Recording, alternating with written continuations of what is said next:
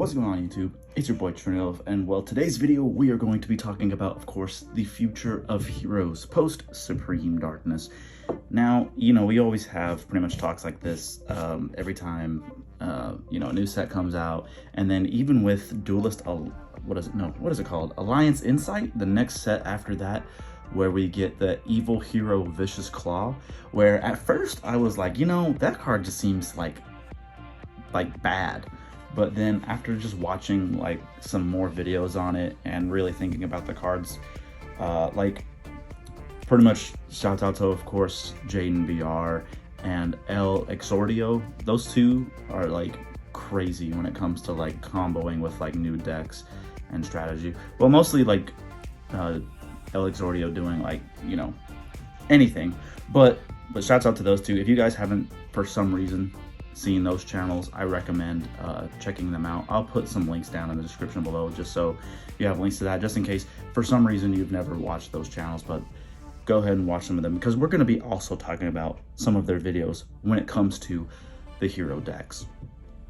Now, of course, before we get even further into this topic, we're also going to be talking about a engine that we are probably going to be cutting from Heroes post the Alliance Insight, in which I actually think might actually be the direction to go.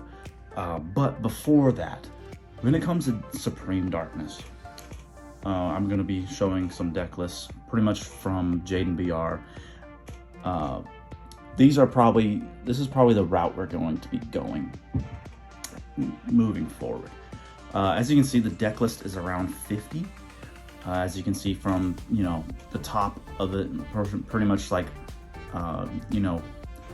pretty standard, just throwing in the evil heroes, of course. This is probably going to be the list that I might even be using, unless I make my own, but starting off, just going off of Jaden BR, probably the best route to start to get used to like the new cards and the new combos. Yet, of course, please check those videos out if you haven't checked them yet. They're absolutely insane. It's kind of crazy looking at this list and thinking about how many starters we actually have just from this hand alone. You've got the Foolish Burial, the Triple Hero Lives, the 3 Evil Assaults, which is actually going to be the best starter. And looking at some box openings of Supreme Darkness, it is kind of really good that I think the only card we really are sought after is the Doom Prism, or I actually don't remember the actual TCG name for him now, but the Prism is definitely going to be a 3 of if you want to do a pure evil hero build. Literally best card in the entire deck. But luckily enough, it'll probably be quote unquote like the worst secrets in the set, because most people aren't actually going to be picking up the evil hero stuff. So for us hero players, I think I'll go over the rarities of all of the cards in case no one hasn't seen them yet in like a separate video, talking about how much budgeting you might have to do with this deck. But it won't be that bad. I think it'll still at least be like under $150, but I don't want to get too off topic with that. But yeah, for pure evil heroes, you're going to definitely need 3 of that card. It is the best card in the entire deck. Sending as cost is absolutely insane, because you can send Shadow Mist as cost, send Malicious as cost, send the Necrom as cost, to trigger more combos. And I've learned a thing, because I think before we had it to where with Plasma versus Baguska, because this is going to be a common problem due to decks like Raziel being able to spam out Baguska frequently pretty easily, and normally that's kind of a card that cooks us on our turn, where I think the ruling was like, if Baguska was out first and you summon Plasma, it would still get shifted to defense, and then the Baguska is negated. But for some reason, I believe that has changed. I don't know if this is like an actual official Konami ruling, but due to even their own Konami simulators like Master Duel and YGO Pro, now that you summon Plasma on the field, it doesn't switch to defense. Because that's what I've always felt with the card, because it just seems real enough. It's like it negates the field as soon as it hits the board. So how does a card check the summoning condition of Plasma when it comes out negating the field? Which I don't understand, because now that it was summoned properly, wouldn't then Baguska try to shift it to defense position? But now that it's negated, it's not going to be able to shift it to defense position at all, which that's how I've always felt about it. But then, you know, but now I feel like this is the official thing. So if you're at a tournament and you do this to your opponent and they still think that you could shift to defense position, I would call over a judge or even the head judge just so they can give an official ruling for it. But I strongly believe Plasma will still stay in attack position just because it is negating the field. But of course, just because that's a common problem that I still feel needs to be resolved. Heroes are actually really strong going second.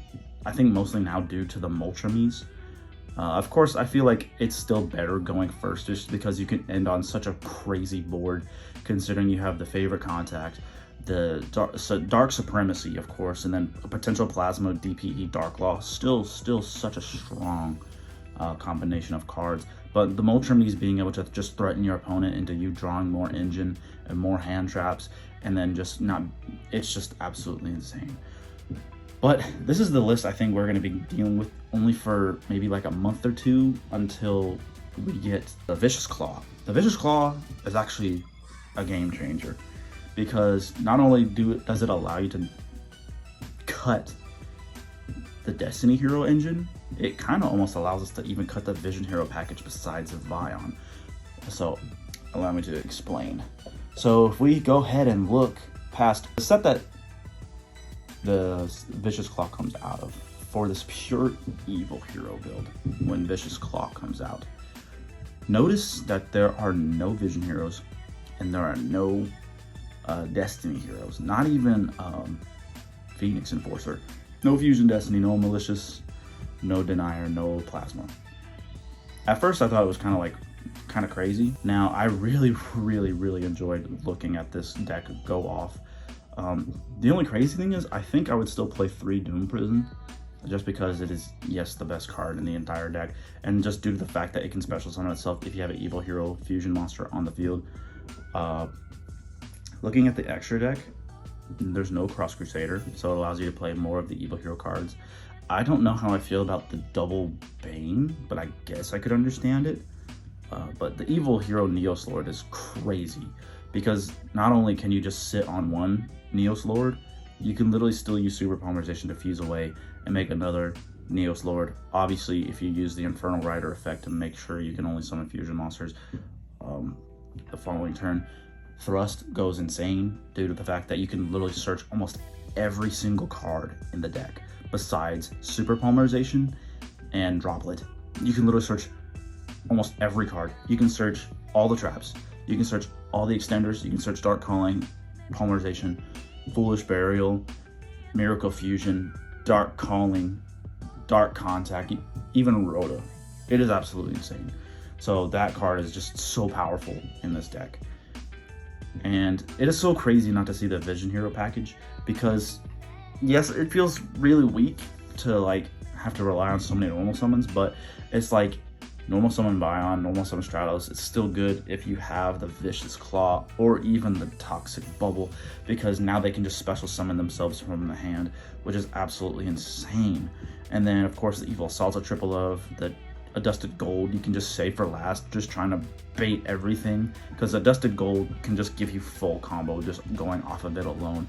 But I think when we get the Vicious Claw, I might actually test this build for quite some time because, man, like, I don't know how everybody else feels, but I'm honestly kind of sick of playing the Vision Hero package. Like, it just feels so bad to, like, use a hero effect in hand, pitch a card, that card gets hit with a Vestigial, and then you get the Ferris on the field, it gets negated or some reason, or even have increase, having it get negated. So you're just trading so many bodies just to get the Vion out, when you can just normal summon Vion and go like effect, they negate it, you're like, okay, summon Vicious Claw, summon Toxic Bubble, or even go Dusted Gold, pitch. It's absolutely insane. But yeah, I think the power of this deck post Alliance Insight will actually be very good. I know a lot of people were mad about the Vicious Claw, but you just had to let people cook with it. Like, we always get cards that just don't seem that great, and then when it's actually in a deck, it's honestly insane. And another deck I want to play past Alliance Insight, we're going to take another look at another one. This is Evil Hero Fiendsmith by Jaden. Now, this deck freaking cooks. Like, the fact that you don't get locked into heroes unless you use the Evil Assault, or if you use the Infernal Rider's effect to banish to set a super polymerization from the deck. But as you can see in this list, there is no super polymerization. So the goal there was to not even use super polymerization against the opponent at all. It's just the fact that they have access to so many light fiend monsters. I even saw a combo where they lost access to even the Fiendsmith Requiem, and just due to the fact that there's so many light fiends in the deck, you were just able to just make Requiem? You were just able to make Requiem and Fusion Summon anyway. It was absolutely insane. But of course, there's still like the new cards, like the Link 4. I don't know what it's called. I kind of forgot, but it's next to the DD Wave King.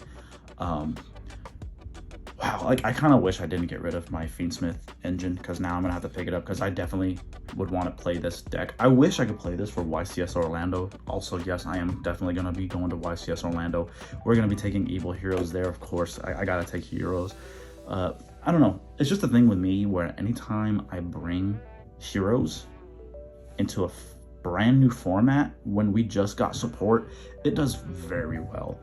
Like when Malicious Bane first came out, like of course this was years ago, but like when Malicious Bane came out, along with like, so it was like Malicious Bane came out along with like Lightning Storm. I bought all that stuff like immediately, and I got second place at that regional. Like I cooked everybody at that regional, besides literally the last match where I got down paired and lost. Like I'm always gonna be salty about that. But yeah, like, so I feel very confident taking Evil Heroes, which is probably going to be based off of the first Jaden BR list that you saw.